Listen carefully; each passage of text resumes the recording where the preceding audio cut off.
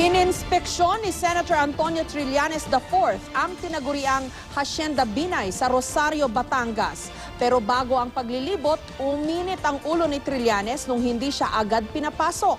Inilibot siya ng negosyanteng si Antonio Chu na nagsabing pag-aari niya at hindi ni Vice President Jejomar Binay ang ekta-ektaryang lupain. May report si Jam Sisante. Binuksan ng negosyanteng si Antonio Chu sa Senate Blue Ribbon Subcommittee at Media ang anyay 145-hectare property para sa ocular inspection.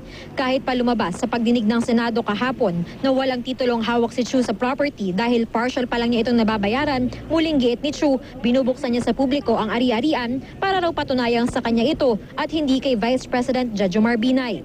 Lahat po nito ay pag-aari ko. Lahat po nito ay pinaghirapan ko. Hindi po ako dami ng kahit sinong politiko o kung sino man tao. Pero hindi naging madali ang pagpasok dito ni Blue Ribbon Subcommittee Member Senador Antonio Trillanes IV at ng media. Bago magtanghali, dumating na sa Rosario si Trillanes kasama ang media. Pero halos 20 minutong pinaghintay sa labas ng isang gate. Nang lumipat si Trillanes sa isa pang gate, hindi rin siya agad pinapasok. Dapat yung owner mismo alam niya na mag-ocular inspection tayo ngayon. Dapat gusto nga niya ipapakita niya sa atin na wala siyang itinatago. Di ba? Pero ngayon, obviously, iba. Inalaunan ay nakatanggap si Trillanes ng sulat mula sa kampo ni Chu na nagpapataw ng mga kondisyon sa pagpasok.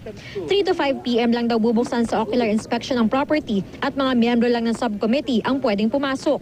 Aalis na dapat si Trillanes ngunit bumalik ito nang mabalita ang dumating si Chu. Iginiit ng senador na dapat papasukin ng media. Pumayag naman ang negosyante. Nakita ko pa lang yung papasok, yung mga pond, yung lagoon. Namangha na ako no? Tapos ngayon nakita ko tong main house.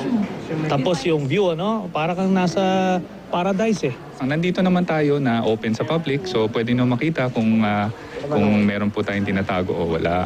Actually, naman talaga, genuine naman tayo na this is really for business purpose. Bagamat halos hindi nag-uusap, inikot ni Chu sa Trillanes sa naturang property. Kasama sa ipinakita ang clubhouse na tinatawag ng mga kritiko ni Binay bilang kanyang mansyon. Pinakita rin ang orchid nursery na nasa 9 na ektaryang lupain na nirerentahan ng pamilya Binay. Dinala rin niya ang media sa piggery o babuyan na dinivest na raw ng vice-presidente at pinapatakbo na ngayon ng ibang kumpanya.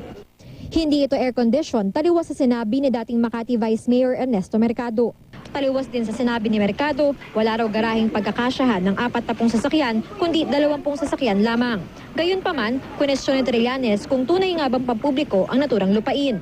Pag nakikita niyo yung structures, this was never designed to be an agritourism park or resort. Ngayon, kung bibilihin mo ito, hindi to magiging profitable as a business kasi heavy siya sa mga structure na hindi pang turismo. Yun nga, walang mga public toilets. Doon sa pavilion may mga toilet, yung rooms, may mga 10 rooms na available na rent out na. So, kailangan pa natin dagdagan. Kaya nga binenta sa atin para tayo gagawin natin na i-expand natin. Ito naman ang hardin na maihahalin tulad daw sa sikat na Kew Gardens sa London. Sabi ni Chu, meron namang 10 kwartong hotel na pwedeng pagtuluyan.